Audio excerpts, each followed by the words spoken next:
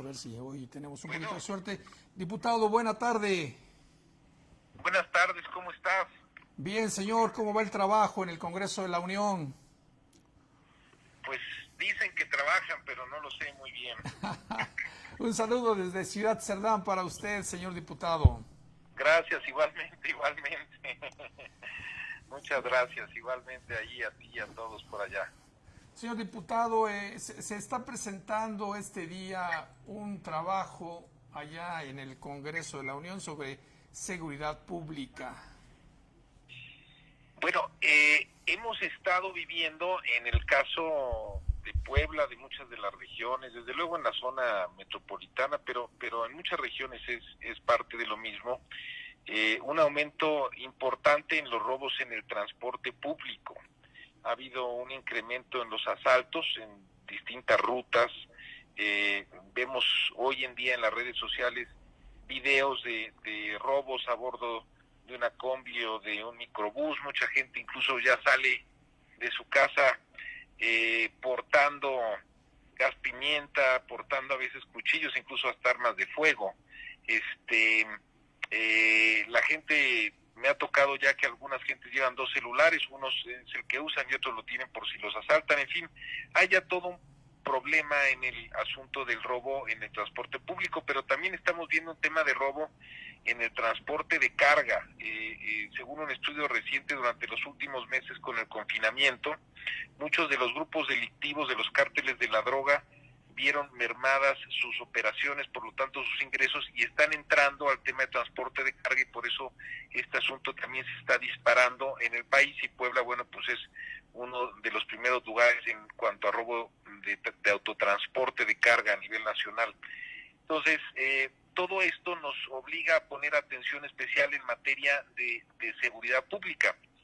Y he de decir que en el presupuesto de egresos que recibimos del Ejecutivo se está recortando un fondo que es un fondo importante, que es el Fondo para el Fortalecimiento del Desempeño en Materia de Seguridad, el llamado Fortasec, así es como se le conoce. Y este es un fondo que iba a gobiernos locales, a estados y a municipios, justamente para fortalecer las capacidades de respuesta en materia de seguridad pública de los gobiernos locales. Entonces, lo que yo estoy planteando, a raíz de que recibimos esta propuesta con el recorte, estoy planteando pues básicamente tres cosas. En primer lugar, en la semana exhortar a las compañeras y compañeros diputados, y bueno, pues muchos de nosotros representamos regiones, estados, distritos, que veamos la manera de recuperar ese fondo. Es un fondo que a lo mejor no es tan grande, pero que sí es importante porque ayuda a los estados y a los municipios a fortalecer mucho pues la contratación y el pago de policías, el tema del equipamiento, el tema de la capacitación. Entonces, por un lado, el tema con el resto de los compañeros. En segundo lugar, estoy mandando, o mejor dicho, ya mandé una solicitud formal a la Comisión de Presupuesto y Cuenta Pública para que pueda considerar una ampliación de recursos para este tema, ahora que vamos a iniciar la discusión del presupuesto ahí en la comisión y después en el pleno. Y después, finalmente, exhortar a los gobiernos de los estados y a los municipios a que vigilemos muy de cerca los presupuestos en materia de seguridad pública.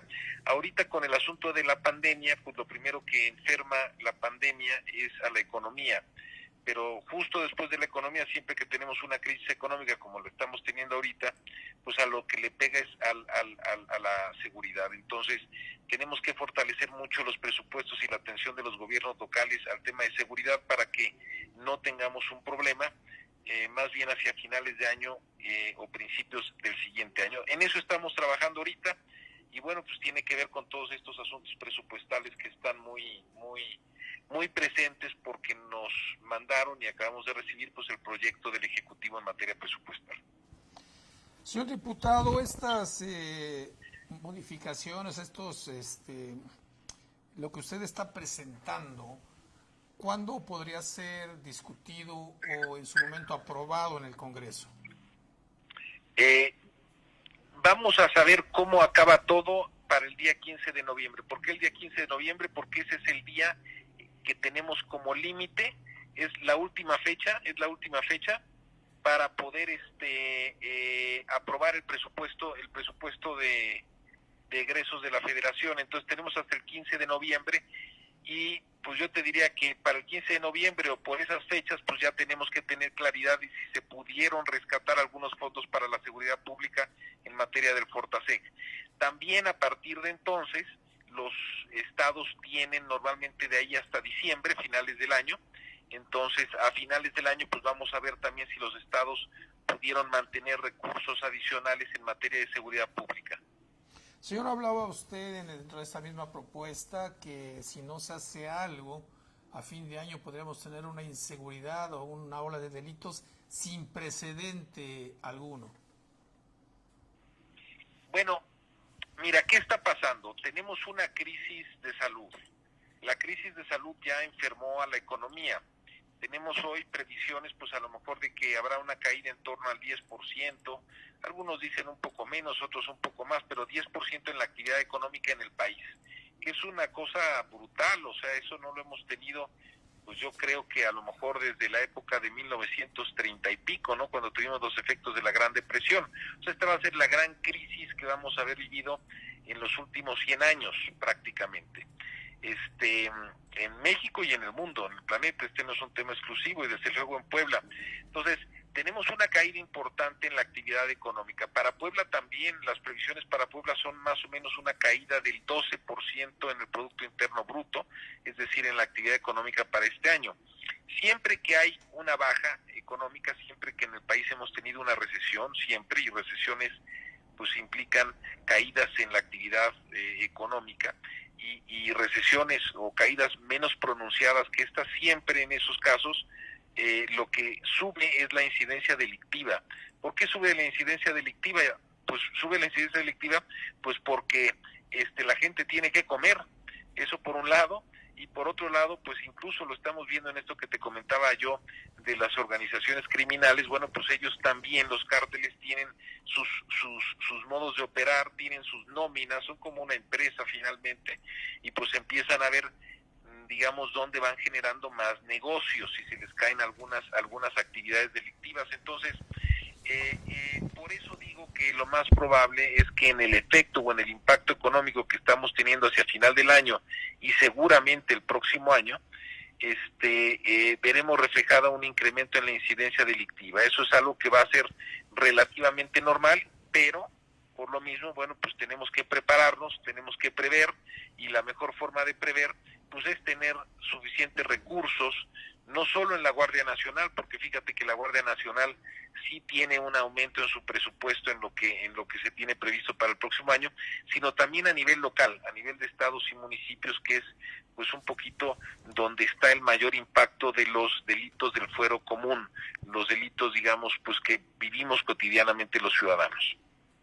Señor diputado, platicando de otro tema, también hace unos días usted estaba proponiendo, estamos ya más de 3 años del sismo del 2017 y hay muchas zonas que aún necesitan una reconstrucción adecuada. Usted estaba también mandando por ahí un punto de acuerdo sobre este tema, diputado.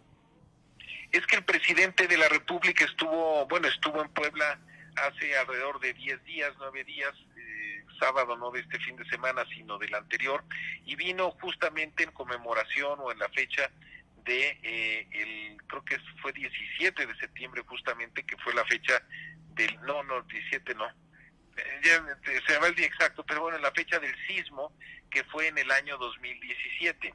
Por cierto, es la misma, digamos, el mismo mes, la misma fecha del sismo del 85. De eso a la fecha han hecho 3 años, y en esos 3 años pues se han reconstruido viviendas, se han reconstruido escuelas, se han reconstruido templos, pero también faltan muchas cosas que no se han reconstruido. Por ejemplo, en templos van solamente al 50%, en viviendas pues creo que más o menos si había un poco más de 7,000 viviendas que se habían destruido por completo, no debemos de llevar más de 2,500, digamos, ya reconstruidas. En escuelas vamos más avanzados, pero todavía falta un buen número de escuelas que falta, digamos, por reconstruir. Entonces, yo lo que decía es que a 3 años es importante saber cuál es el estatus, cómo estamos ahorita, dónde estamos parados, qué es todo lo que se ha reconstruido en los últimos 3 años, cuáles son los recursos estatales y federales que se han destinado y a qué cosas se han destinado, pero sobre todo saber qué es lo que falta, porque sabiendo lo que falta, pues podremos a nivel federal y también a nivel estatal tener claro cuánto más nos falta en términos de recursos y qué plan podemos tener para reconstruir. Lo peor que nos puede pasar es que dejemos esto ahí un poquito abandonado y después de 3 años pues pasen 4, 5, después 10 años y finalmente nunca se acabe con los planes de reconstrucción. Entonces yo decía que era importante contar con un informe. El informe debiera dar un recuento de todo lo realizado hasta la fecha, de los recursos ejercidos y de dónde estamos y qué cosas nos faltan, cuánto tiempo puede llevar eso y cuántos recursos necesitaríamos para completarlo. Esa es la relevancia de ese asunto, lo toqué la semana pasada justamente aprovechando la visita que tuvimos del presidente de la República aquí a Puebla. Señor diputado, en otro tema, está a punto de votarse ahí en el Congreso de la Unión el tema de la desaparición de fideicomisos, muchos de ellos importantes como es el del Fonden. ¿Cuál es su opinión? Mira, hay algunas cosas, no tengo yo un recuento de cuáles son los que van a desaparecer. Seguramente eso nos lo darán en próximos días. Hay algunos fideicomisos que pudiéramos decir que ya no eran operativos, a lo mejor era dinero que ahí estaba estacionado, que ya no tenía mucho sentido mantener en estas estructuras, en las estructuras de los fideicomisos, me refiero, porque son estructuras que pudieran ser un poco opacas, no quedan sujetas a las mismas reglas que el resto de los recursos de la administración pública. Ahora bien, en temas como por ejemplo el Fonden, pues necesitamos tener algunos recursos, bien sea en un fideicomiso o bien sea separados de alguna forma, justamente para el tema de los desastres naturales. Pudiera ser un mecanismo donde se tengan ciertas cuentas reservadas, pudiera ser un mecanismo donde se contraten seguros a nivel internacional, en fin, habría que verlo y analizarlo, pero pudiera eliminarse la figura legal del fideicomiso, lo que no se puede eliminar en el caso del Fondo de Desastres Naturales, el Fonden, es el propósito de tener un recurso listo para cuando surjan emergencias. ¿Por qué? Pues porque son emergencias y justamente las emergencias en materia de desastres naturales pues ni avisan ni se pueden prevenir. Lo único es que podemos estar listos para tener algunos recursos y poder reaccionar cuando éstas se den.